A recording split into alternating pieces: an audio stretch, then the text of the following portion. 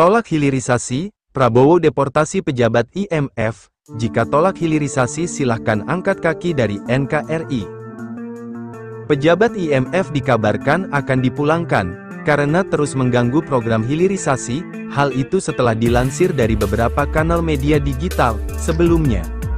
Indonesia dihebohkan dengan isu pernyataan, Dana Moneter Internasional, International Monetary Fund, IMF, yang meminta kepada pemerintah Indonesia untuk mempertimbangkan penghapusan, kebijakan larangan ekspor nikel dan tidak meluas pada komoditas lain. IMF dalam laporan terbarunya meminta Indonesia menghapus kebijakan pembatasan ekspor nikel secara bertahap, karena dinilai akan merugikan Indonesia. Permintaan tersebut tertuang dalam dokumen IMF Executive Board. Konkludes IMF meminta, kebijakan hilirisasi, terutama nikel harus berlandaskan analisis terkait biaya dan manfaat lebih lanjut.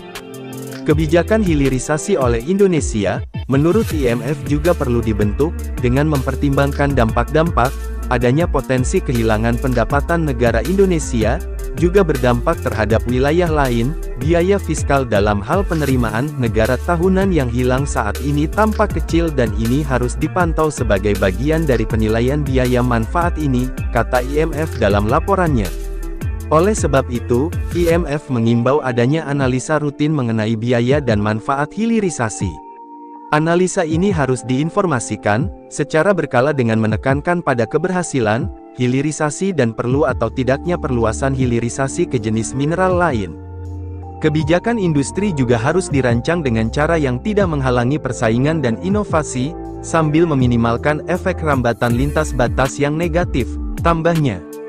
Dengan demikian, IMF menilai otoritas harus mempertimbangkan kebijakan hilirisasi dalam negeri yang lebih tepat untuk mencapai tujuannya, dalam meningkatkan nilai tambah produksi. Menteri Investasi Kepala Badan Koordinasi Penanaman Modal BKPM, Bahlil Lahadalia menyebut, kebijakan hilirisasi dan larangan ekspor nikel yang sudah dilakukan pemerintah sejak 2020 lalu, telah berhasil menguntungkan hingga 30 miliar dolar atau setara 450 triliun asumsi kurs 15.000 per US dollar.